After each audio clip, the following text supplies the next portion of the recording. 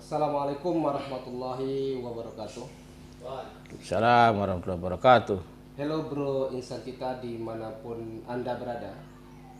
Kembali lagi Anda berjumpa dengan saya Bang Cuing di acara Inspiring Talk, sebuah acara yang penuh inspirasi untuk bagaimana Anda menggapai kesuksesan, tentu bersama orang-orang yang memiliki kelebihan prestasi sukses di berbagai bidang, baik di bidang politik, ekonomi, dan prestasi lainnya. Saat ini saya kedatangan tamu spesial. Saya bilang tamu spesial karena beliau ini adalah salah seorang dari anak bangsa Sasak yang sukses menaklukkan ibu kota Jakarta. Selamat sore Bang Karman. Selamat sore Bang Cuing. Ya, ini luar biasa Bang Karman ini. Terima kasih atas kunjungannya ke Lombok Timur. Di tengah kesibukan beliau ini melakukan lawatan dan silaturahim ke beberapa daerah, termasuk juga rencananya mau ke Bima ya. Ya, saya kan hobi saya ini jalan-jalan. Oh ya, hobi jalan-jalan. Hobi. Saya kalau ke beberapa tempat itu saya upayakan ketemu dengan kawan-kawan aktivis. Ya, baik itu HMI, PMI, pokoknya yang saya kenal lah. Yang saya kenal ya saya bisa silaturahmi ya, kita silaturahmi. Gitu. Kalau tidak salah perjumpaan saya dengan Bang Karman ini tahun 2019 ya, setelah Pileg ya. Itu Sebelum 2019 dong.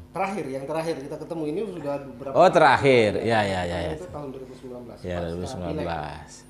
Setelah itu jarang komunikasi, hanya say-hello lewat kontak HP, dan terakhir mendengarkan kabar yang menyenangkan setelah keluar masuk istana. Nah, sekarang beliau menjadi Jadi setelah 2019 kurang menyenangkan.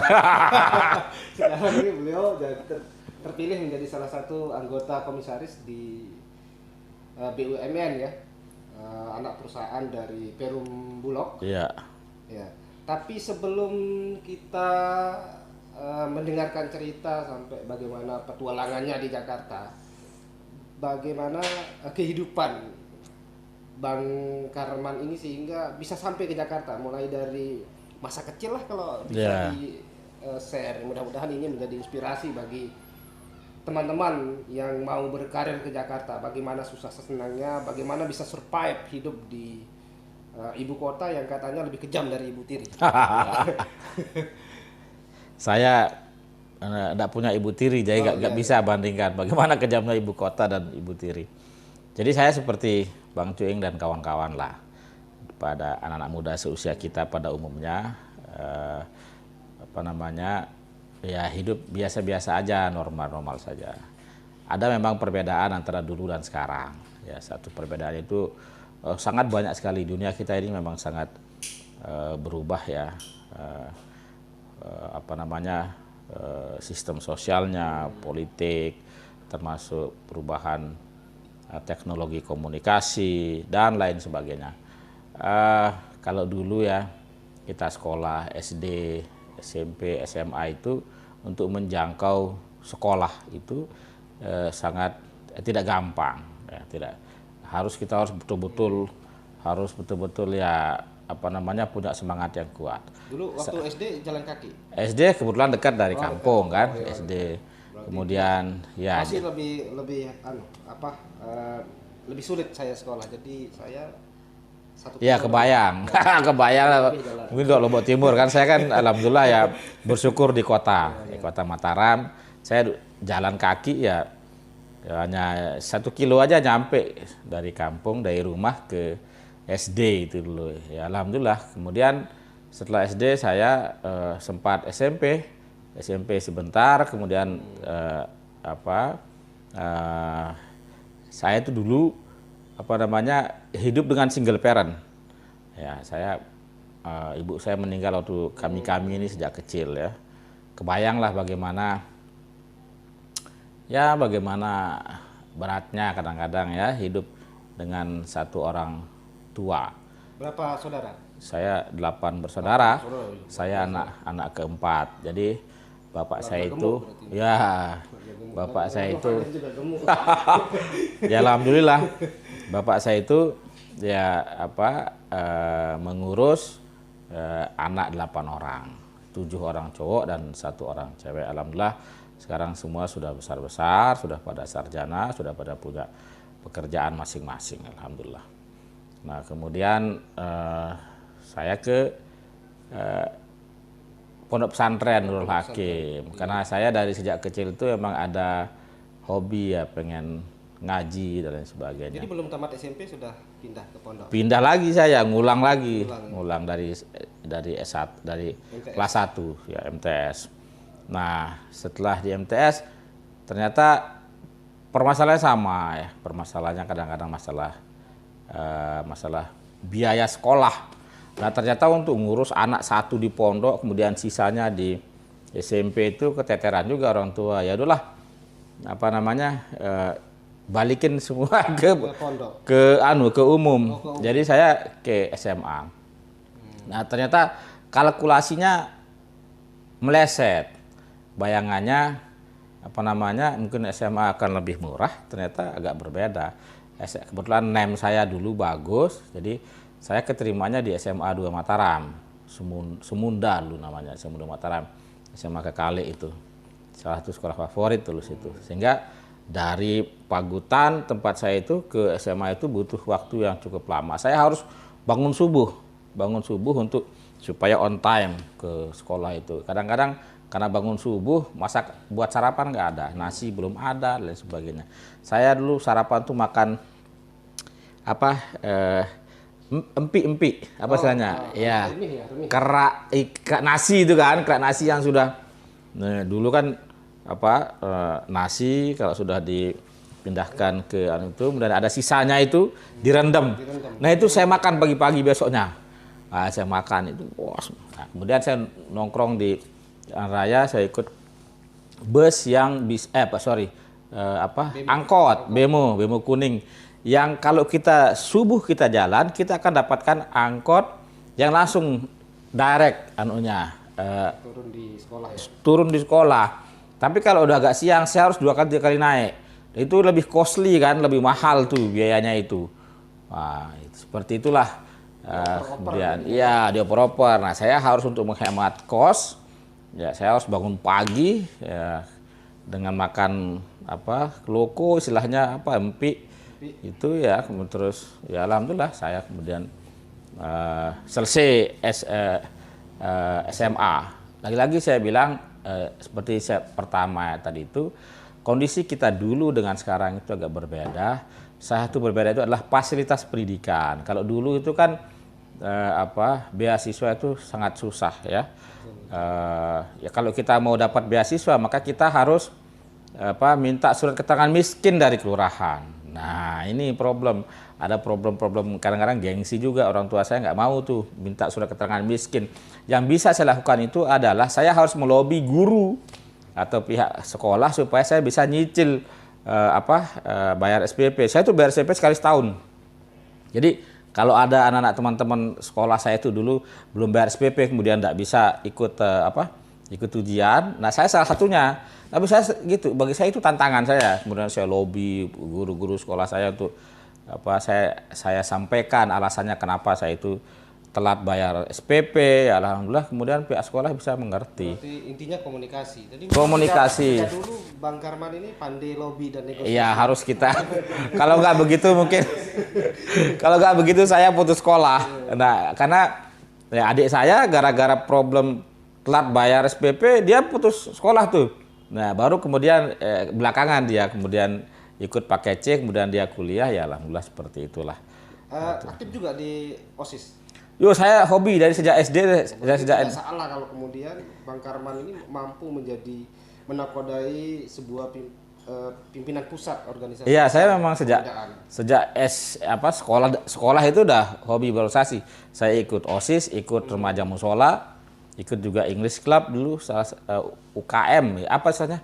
Ekstrakurikuler di sekolah. Saya ikut semua dulu. Kadang-kadang saya nginep di musola saya dulu, nginep di musola untuk supaya bisa ikut ikut apa namanya, ikut ekstrakurikuler dan bisa juga sekolah lagi besok itu. Ah, luar biasa kalau ingat-ingat masa-masa itu. Janganlah. Nah, sekarang ini kan beda nih seperti itu. Sekarang kan enak kita sekolah itu kalau kita sekarang gratis, ada dana bos, ada lain sebagainya. Gratisnya kalau Iya, banyak gratisnya sekarang. kalaupun kita mau yang tidak dibayarkan itu paling beli baju, beli buku. Ah, itu kan tidak setiap bulan itu. Jadi kita ini pelajar sekarang dan orang tua itu terbantulah dengan fasilitas-fasilitas yang disiapkan oleh negara sekarang itu. Enak betul lah sekarang ini. Kalau dulu serba kekurangan, bahkan dulu ketemu enggak waktu SD kalau nulis itu pakai sapu lidi. Oh iya, kita ketemu lah itu semua itu ikut saya. Ini kita nulis pakai sapu lidi. Iya. Terus saya dulu ada panggilan lulus di SITS UGM, tapi saya nggak ambil lah. Nah, kemudian saya kuliah di Aba Bumi Gora. Lagi-lagi problemnya itu SPP. Aduh, karena saudara saya banyak, orang tua saya, iya luar biasa. Jadi saya harus berkorban, drop out lagi saya, kuliah. Nah kemudian karena saya udah bergabung di di Remus, kemudian ekstrakurikuler itu, ikutlah saya di GPI dulu, Gerakan Pemuda Islam Indonesia. Sekarang Gerakan Pemuda Islam. Itu di Jogja atau di Mataram? Di Mataram. Saya nggak pernah ke Jogja, nggak pernah. Kemudian ikut kegiatan di Jakarta. Begitu kita di Jakarta, problemnya itu nggak ada ongkos pulang rombongan ini biasa. Iya kan? Kalau kongres kan begitu kan, nah kita pulang kan nggak ada ongkos pulang. Begitu nggak ada ongkos pulang, saya lah sok-sokan kuat. Udahlah, saya aja dulu belakangan. Sehingga ya keterusan jadinya kan. Jadi kita tertinggal. Itu acaranya di mana dulu? Di Bekasi. Di Bekasi. Ya, asrama haji Bekasi. Sudah ada orang yang dikenal? Belum ada, boro-boro nggak ada keluarga kecuali teman-teman organisasi sudah. Jadi ya itulah, saya tinggal di masjid, tinggal di sekretariat. Nah dari situ, nah saya dipertemukan dengan ya namanya organisasi, ketemu dan senior-senior.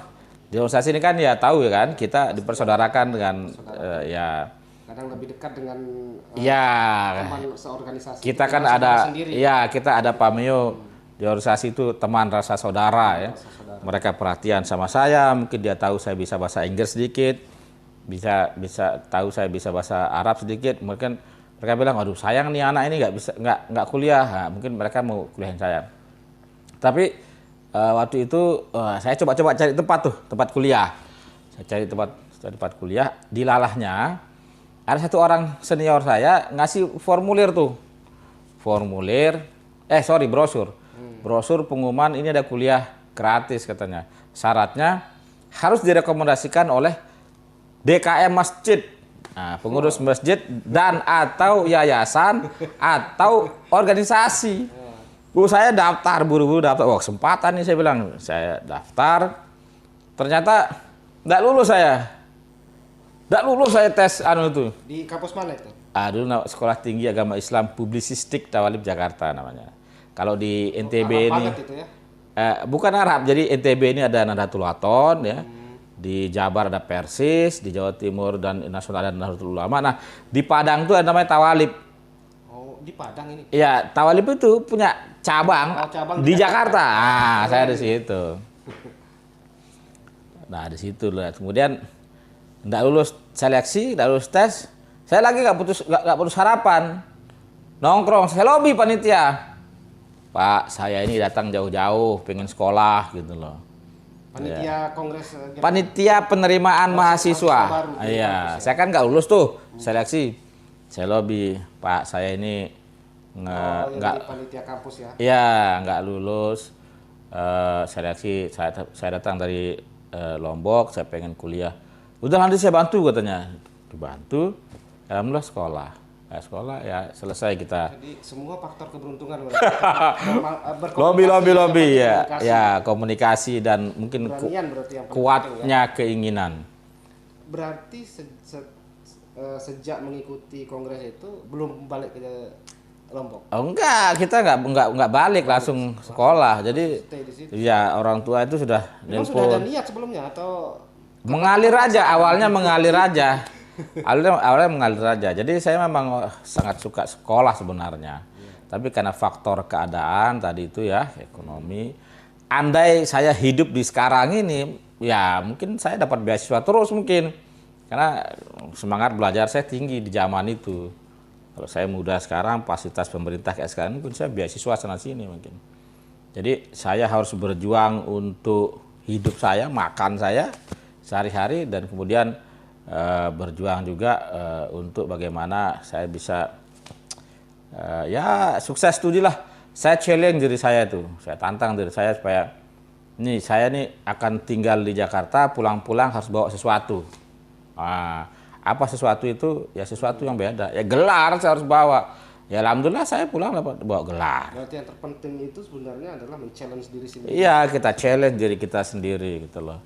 Nah, waktu mahasiswa itu karena saya sudah ber-GPI duluan, loh ini nggak ada organisasi mahasiswanya nih saya bilang. Nah, jadi saya ikut LK, saya buat tuh komisariat di situ. Saya dan teman-teman. Termasuk perintis komisariat. Ya, co-founder lah, ikut mendirikan komisariat. Lagi-lagi saya ikut di komisariatnya, ikut di BEM-nya. Saya pernah jadi ketua BEM, dari situ mulai ya kemana-mana lah sampai. Terbuka kemudian ini ya. Iya. Jadi apa yang dilakukan oleh teman-teman yang sekarang ini, ya teman-teman pengurus cabang, pengurus PB, aktivis-aktivis yang di bawah kita ini saya udah lakukan dari dulu itu.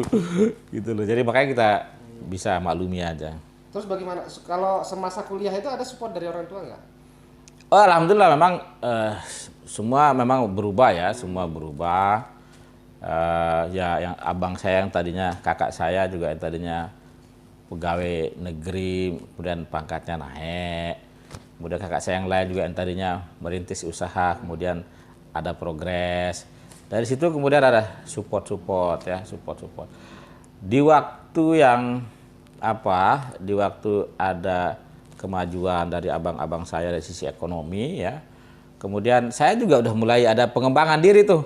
Kenal udah banyak orang. Jadi dulu berpikir apa kita pakai sarapan ini. Nah, udah selampaui itu. Cukup dengan ketemu senior. Iya, udah ngerti. Masalah makan kita bisa selesaikan. Nah, tinggal isi kantong lah atau iya, tinggal ingin capaian-capaian yang lain kan. Bahasanya cepung itu biaya kelakuan. Iya, biaya. Untuk urusan makan itu aman lah. Iya. Nah, selanjutnya Bang Karman ini kan tiba-tiba muncul sebagai orang yang terpilih menjadi ketua umum GPI. Nah, ini bagaimana prosesnya? Ya. Karena tidak GPI ini kan sebuah organisasi yang cukup bergengsi lah di organisasi kepemudaan di luar KNPI lah ya. Nah, tetapi Bang Karman sendiri ini mampu menakodai gerakan pemuda Islam. Ya ini satu itu kita harus yakini bahwa kadang-kadang kalau kita ini dalam diskursus keislaman itu kan ada kodok, ada kadar ya, ada ikhtiar, ada takdir. Jadi kita di training di HMI juga sama, di HMI di tempat-tempat lain itu. Cuman pesannya ketemu di GPI ya. Ya, kita itu di training kita kan di training role model kita siapa sih? Ya kan? Role model kita Nabi Muhammad, kemudian tokoh-tokoh besar itu siapa ya kan? Saya udah punya role model tuh. Kemudian cita-cita tertinggi kita di organisasi itu apa? Setelah Nabi Muhammad siapa role modelnya? Ya orang tua dan lain-lain, dan tokoh-tokoh besar ya, tokoh-tokoh besar. Tokoh-tokoh besar satu saja. Waktu itu bayangan saya waktu itu adalah Akbar Tanjung dan Anas Urbaningrum. Waktu itu. Wah, sebelum Anas Urbaningrum terjerat. Belum jauh, tapi saya udah menikmati ininya ya. Sampai sekarang masih nggak menjadi role model? Sebagai orang ini ya itulah. Waktu itu karena kita sering nonton TV kan. Oh ini kayaknya politisi sukses gitu loh ya kan. Politisi sukses ini ngomongnya enak ya, sistematis, emosinya juga stabil. Di demo sama orang ya ya itu kan role model kita waktu itu. Nah kemudian kita ditanya tuh apa sih tujuan tertingginya di organisasi? Saya bilang ketua umum. Nah, tapi tidak terlalu serius saya ikut kontestasinya. Kayak orang yang harus ngotot bikin tim kampanye, MC dan sebagainya. Saya udahlah mengalir aja. Tiba-tiba waktu memang kemudian pada saatnya ya orang ikut berbondong-bondong untuk mendorong. Ya berbekal pengalaman kita sudah lama di GPI, jadi tahu problemnya apa, kemudian memang sudah tawaran solusinya apa. Sudah anggota GPI ya? Iya, sudah dari tidak mulai dari PII? PI itu kan saya kultural. Kultural artinya apa namanya, saya tidak ikut basic trainingnya gitu. Langsung ke GPI-nya ya? Iya, tapi setiap hari itu sama kawan-kawan PI, sama senior-senior PI di sini, teman-teman. Periode kepengurusannya kalau jadi ketum itu periode 2013 2017. Ya, itu 5 tahun ya? 4. Zaman saya 4, sekarang 3 tahun. Dikurangi berarti ya? Ya, dikurangin supaya regenerasi cepat. Kalau di HMI kan 2 tahun. 2 tahun, 2 tahun. Di KNPI 3 tahun. ya? KNPI 3 tahun. Ya, soalnya saya salah seorang yang alumni HMI yang tidak tergabung di KNPI. KNPI ya. Kita enjoy saja senang saja melihat teman-teman yang berkarir di KNPI, yang ikut di KNPI, tapi kalau saya memilih di luar KNPI. Yang penting spiritnya lah. Ya, spiritnya. Ya, kita mempersepsi bahwa organisasi ini kan medium untuk pengembangan. Betul. Ya. Karena memang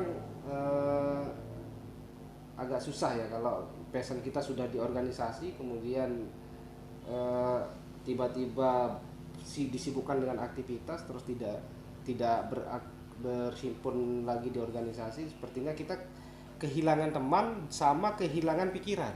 Ya, banyak orang berpikiran begitu, makanya habis PI masuk HMI masuk GP masuk KNP, banyak orang berpikiran seperti itu. Tapi kan sebenarnya begini yang paling penting. Ini kan organisasi ini kan dipersepsikan sebagai medium kaderisasi, ya. Yang namanya kaderisasi ya from zero, dari minus ke plus, dari zero ke plus, ya kan? Dari nothing ke something. Mestinya kan begitu tuh fungsi-fungsinya. Jadi membentuk orang yang tadinya bukan siapa-siapa menjadi somebody, misalnya begitu. Orang yang tadinya berpikir selfish untuk dirinya sendiri saja, begitu bergabung di organisasi dia akan menjadi social care. Dia memberikan perhatian terhadap kepentingan-kepentingan masyarakat, bahkan kepentingan bangsa dan negara. Kan itu tujuannya. Dan itu kan gampang saja kita lihat kita ukur apakah satu organisasi memiliki peran dalam perubahan anggotanya kan. Nah, saya menemukan banyak orang-orang seperti itu. Misalnya saya menemukan banyak contoh ya, banyak sampling bekerjanya organisasi di dalam membangun SDM seperti itu. Dia datang dari tempat yang sangat terpencil ya, aksesnya sangat jauh, begitu bergabung dengan organisasi, kemudian kita lihat 5 tahun 10 tahun kemudian dia kemudian menjadi seseorang ya. Bisa jadi leader ya, bisa jadi leader, dia bisa menyelesaikan persoalan-persoalan kampungnya tadi itu. Nah itu kan, dan itu tidak terhitung, banyak sekali itu. Iya, agak berbeda dia ketika orang yang ditempa dengan organisasi dengan orang yang tidak ditempa oleh organisasi. Dia kalau bergaulnya itu agak kaku. Nah kalau yang teman-teman yang biasanya aktif di organisasi biasanya agak fleksibel. Ya. Nah itu sih yang membedakan, termasuk bagaimana dia memperoleh jaringan. Nah Bang Karman sendiri setelah di GPI apa kesibukannya? Ya, saya di Jakarta. bersama di Jakarta ya? Ya, saya home base Jakarta lah. Walaupun sering bolak-balik Jakarta Lombok. Saya basicnya aktivis ya. Ya, aktivis itu kan kalau kata Bang Hariman Siregar, orang yang selalu resah dengan pesan-pesan masyarakat. Jadi dia bukan pemburu rente, kata Bang Hariman. Jadi memang dia ini panggilan jiwa nih. Kalau bahasa milenial sekarang tidak pemburu cuan ya. Iya, tidak pemburu cuan saja. Jadi cuan diambil ya kan, cuan dicari, tapi cuannya bermanfaat. Ya, bermanfaat. Tidak hanya untuk diri sendiri, Ah. tapi terutama untuk orang lain. Ya. Pokoknya buat orang lain lah, siapapun orang lainnya, keluarga, masyarakat, bangsa dan negara. Berkecimpung di organisasi Saya apa ikut lagi organisasi selain GPI? Perkumpulan Gerakan Kebangsaan. Kemudian ya alhamdulillah sekarang Termasuk jadi pander di situ ya. ya ikut-ikut aja lah kita ini bergabung. Karena jangan sampai kita pikiran dan semangat kita ini stuck. Terlalu cepat merasa hebat, terlalu cepat merasa mapan sehingga kita sudah nggak mau lagi untuk berpikir, bergerak, itu repot itu. Kalau rumah di Jakarta di Saya di Bekasi rumah, Bang Cuing. Nanti kalau ada adik-adik yang dari Lombok bisa ditangkap. Iya, alhamdulillah kalau teman-teman ini kan sering kata kotak-kotakan. Kan sekarang nggak kayak dulu. Kalau dulu kan susah betul kita cari tempat perlindungan tuh, shelter itu. Saya tidak berani masuk di masuk ke jajaran PBHM itu ya karena Takut kan, khawatir gitu loh. Karena Nggak bisa makan. Iya. Jakarta gitu kan. Sekarang udah beda. Banyak teman-teman senior orang Lombok di sana juga banyak sekarang ini. Mungkin karena faktor mudahnya akses komunikasi, kemajuan teknologi informasi juga bisa berpengaruh ya. Kalau dulu boro-boro kita landing aja bingung kita mau ngapain kita gitu. Tapi termasuk luar biasa lah Pak Bang Kapman ini datang di Jakarta dengan tangan kosong, kemudian mampu survive dan berjejaring dengan para senior. Ya alhamdulillah. Ya. Alhamdulillah, dan itu menurut saya itu salah satu advantage daripada berorganisasi. Kalau istri dari mana? Istri saya Kohati. Oh, Kohati. Iya. Itu Senior saya alumni dari juga Jakarta? dari Jakarta. Ya, berarti satu ideologi. Yang penting Dalam sebuah hubungan biologi. iya dia tahu kita dia tahu kita aktivis lah gitu lah. Berarti agak nyaman lah kalau beraktivitas di organisasi kalau sama-sama aktivis.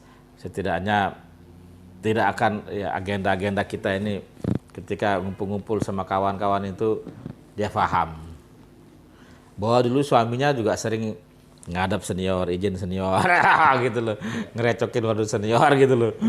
Nah kalau sekarang ada kawan-kawan yang kemudian minta jumpa, ngajak ngopi, sebagainya, dia tahu oh itu ini refleksi kita bahwa dulu suaminya dulu itu begini juga gitu loh. Ya biasanya kalau istri tidak paham tentang dunia aktivisme, biasanya itu agak begitu didatangi sama adik-adik ini cemberut. Nah ini sudah yang akan merepotkan. Kalau kata orang gerakan itu kan makanya perlu yang sekufu kan. Ya. Kalau tidak salah itu bahasanya Imam Syafi'i malah. Satu frekuensi lah ya kan, satu frekuensi. Kalau sekarang satu frekuensi. Kalau Imam Syafi'i sendiri kan harus satu sekupu. Ya. Nah, dan Bang Karman ini mampu menemukan cinta. Ya alhamdulillah. Sekupu ya. Dijodohkan, ditakdirkan berjodoh dengan orang yang berlatar belakang yang sama. Jadi dinamika keluarga berarti agak stabil ya kan? Ya, semua bisa didiskusikan jadinya kan, cair. Sebenarnya keluarga itu sama aja, ya kan, persoalan-persoalan keluarga itu sama aja. Ya, menikah ini kan mempertemukan dua keluarga, mempertemukan dua hati, dua pribadi. Ya sama aja, dinamikanya sama. Kalau anak sudah berapa? Ya ini problem ini. Tuhan belum kasih kita. Amin. Tidak pernah ada ikhtiar. Oh saya ikhtiar, doa, medis, non medis sudah kita lakukan. Tapi ya gimana lagi? Ya.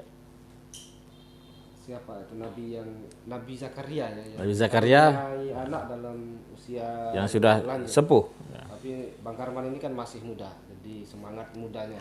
Ya bisa cari lagi nambah. Kalau ada izin di Ini enaknya kalau aktivis ya. Enaknya kalau aktivis. Kalau ada izin, kalau ada peluang gitu, ada izin. Kalau enaknya kalau aktivis silakan katanya.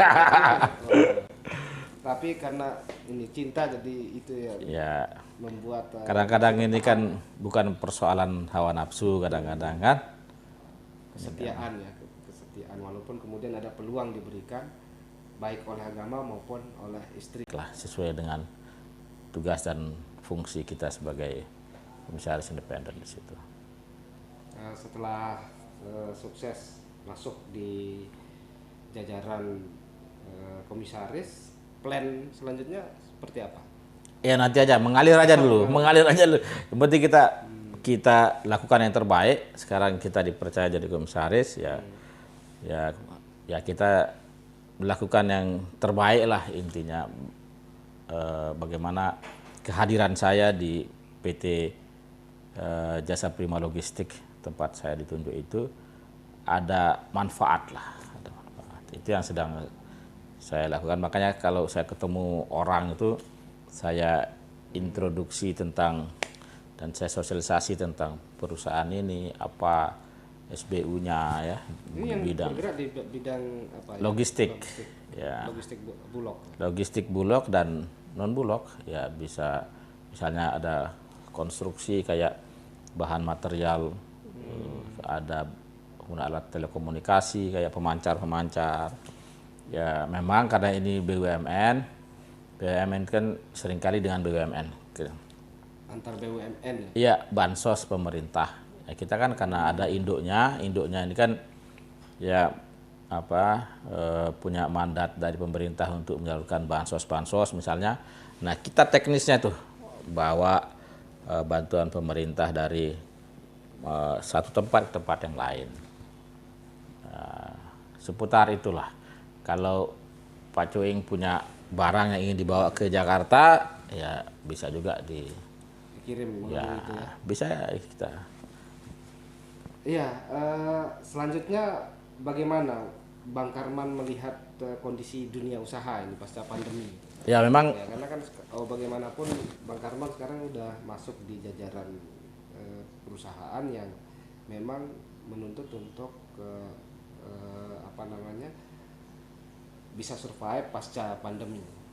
ya rata-rata kan perusahaan dunia ekonomi ya. Sebenarnya tidak hanya ekonomi, jadi semua sektor gara-gara pandemi ini kan terdampak.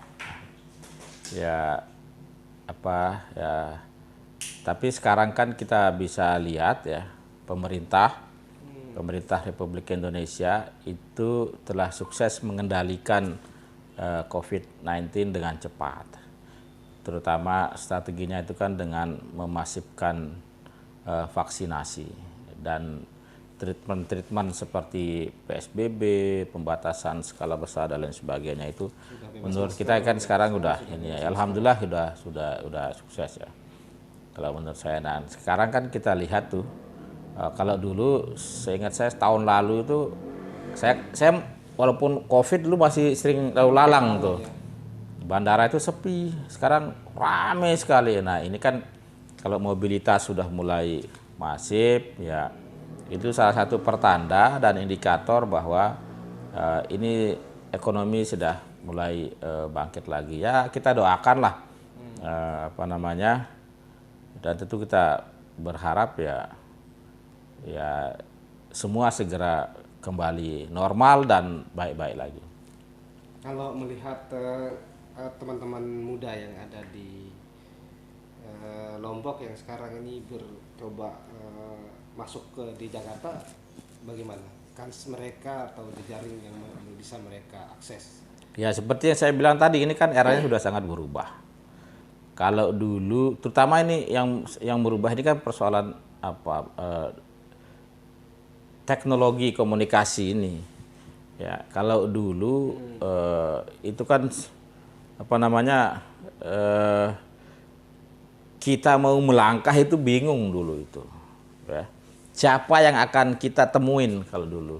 Kalau sekarang itu kalau sebelum ke Jakarta kita sudah punya daftar orang yang akan kita temuin. Ya.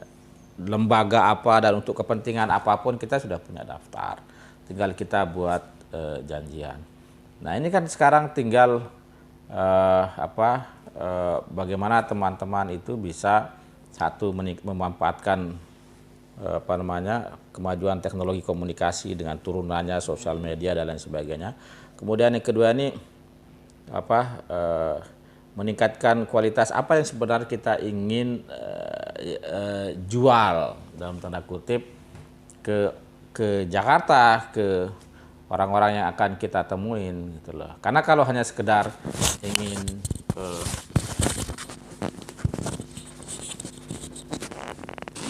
kalau hanya sekedar ingin jumpa misalnya kan, kita bisa telepon sekarang.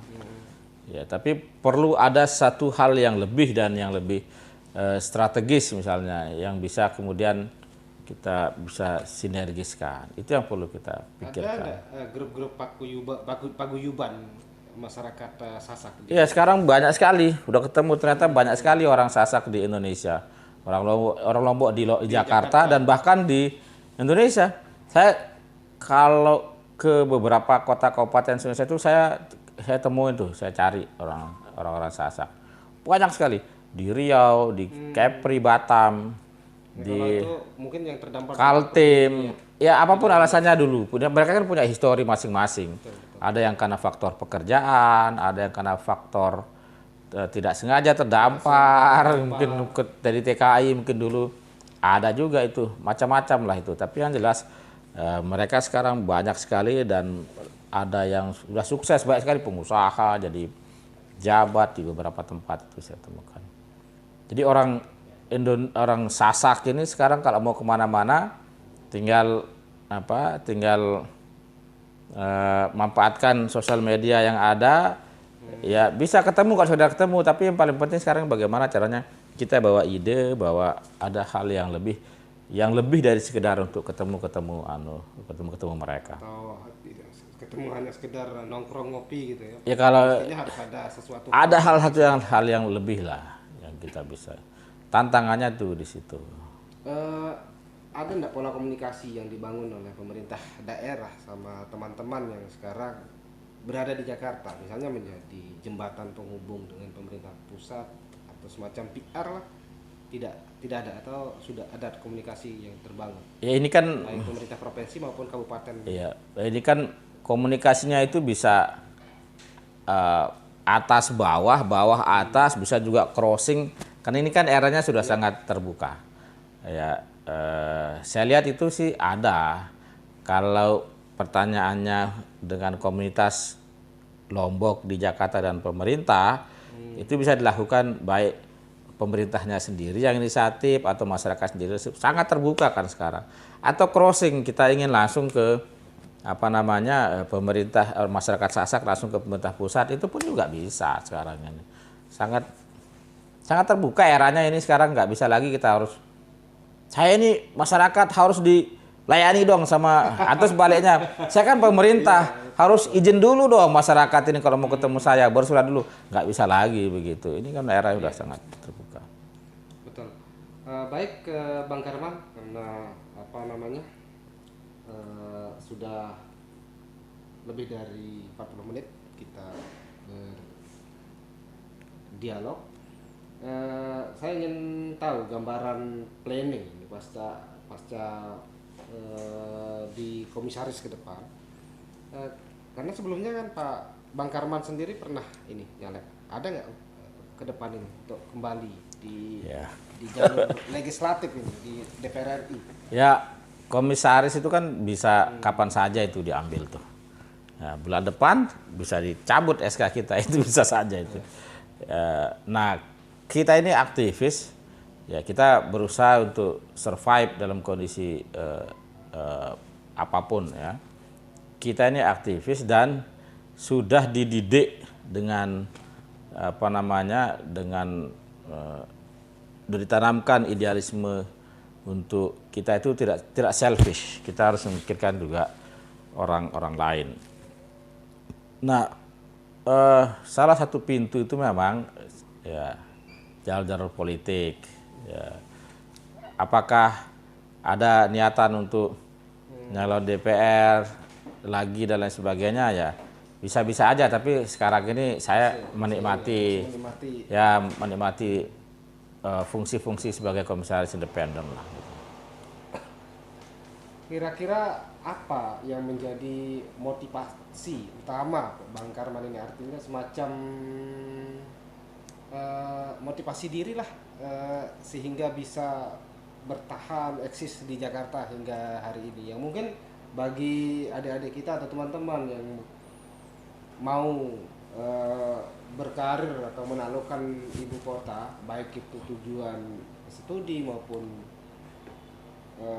bekerja di sana, sehingga bisa mengambil pelajaran dari apa yang dilakukan oleh Bang Karman, masih bisa survive sampai hari ini. Ya, yang paling penting kita harus punya tujuan, ya. Kita harus punya tujuan, dan bagi saya tujuan itu adalah ya apa yang saya sebut dengan persepsi kebermanfaatan. Ya, kita untuk menjadi orang yang bermanfaat bagi diri, bagi keluarga dan masyarakat itu salah satu caranya itu adalah kita dimulai dari diri kita. Kita harus perbaiki dulu, ya. Diri kita ini harus dibekali dengan kemampuan. Ya, pikiran kita juga harus baik, ya, melalui pendidikan, kemudian kemampuan skill, kemudian kemampuan relasi, dan kemampuan yang lain, kemampuan teknis. Nah, itu dulu yang pertama, itu persepsi, atau kita punya ide apa, tujuan kita apa sih gitu. Kalau kita nggak punya tujuan ya repot. Kalau hanya sekedar datang ke Jakarta untuk sekedar foto-foto ya repot. Ya, atau sekedar untuk gagah-gagahan datang ke Jakarta, ya paling hanya seminggu 2 minggu ketemu benturan, ya kita harus pulang. Nah, itu dulu. Teman yang kuliah melanjutkan studi di ya itu dulu. You punya pikiran apa, targetan apa, mimpi apa, itu dulu harus diperjelas. Kalau hanya untuk studi pulang ya bisa juga gitu loh. Tapi harus tuntaskan tuh tujuan. Iya, tujuan itu. Diri kita ini ya. Ya. Dan tidak ada segala sesuatu itu pasti ada rintangannya, tidak ada yang mudah. Ya, harus siap dengan potensi-potensi obstacle-nya, gangguan dan lain sebagainya. Apa saja yang berat selama tinggal di Jakarta yang pernah dialami oleh Bang Karman? Ya tentu pengalaman kita beda-beda. Gitu ya. Pengalaman kita ini apa yang dialami sekarang beda-beda. Enaknya saja yang kelihatan. Ya. Ini susah berat dan jatuh bangunnya Bang Karman di Jakarta ini. Mungkin bisa dibagi sehingga yang paling berat kalau menurut saya itu adalah ketika kawan hilang. Nah, ini kalau kita nggak punya kawan, nggak punya saudara, repot nih. Nah, makanya kawan itu yang harus dirawat, saudara itu yang harus dirawat. Itu dulu, karena kawan dan saudara ini kalau kita lagi down, dia bisa menguatkan kita. Kalau kita lagi di tinggi, dia lagi di tempat posisi yang enak, dia bisa teman kita berbagi keenakan dan kenikmatan. Kawan dan saudara itu penting lah itu. Ya. Jadi ada ungkapan yang mengatakan bahwa teman yang paling baik itu adalah teman yang hadir pada saat Anda sedang mengalami kesulitan. Ya, bukan dia hadir pada saat sedang berada di dalam kesuksesan, ya. Oh, mungkin itu kalimat bijak. Saya sering baca, sering dengar, tapi saya nggak pakai itu. Ya, yang penting tugas kita ini udah berkawan aja, perbanyak kawan aja udah intinya itu. Kalau Pak Sukiman sendiri pernah mengeluarkan sebuah ungkapan, itu satu tangan yang menyalami kita pada saat kita sedang berada di puncak di jurang kesulitan, itu lebih baik daripada 1000 tangan yang menyalami kita pada saat kita sedang meraih kesuksesan. Ya, mungkin saja Pak Sukiman itu pernah mengalami fase sangat di puncak dan fase yang kemudian ini. Kalau saya ini kan tidak pernah terlalu tinggi, tidak pernah terlalu rendah, datar aja. Kalah caleg, masa kita anggap sebagai suatu yang down, kan nggak juga gitu loh. Iya. Tapi ada juga caleg yang masuk rumah sakit jiwa. Ya, iya, maksud saya gitu kan. Ya, saya pernah caleg, pernah down, tapi tidak saya persepsikan sebagai suatu masalah besar yang kemudian saya kalkulasi kawan saya senang, yang menghibur saya itu sebagai kawan yang enggak juga. Atau pernah saya juga ya udah datar aja lah, flat aja gitu loh. Gitu. Ya, itu sih yang terpenting ya, moto ini semangat motivasi diri lah ya.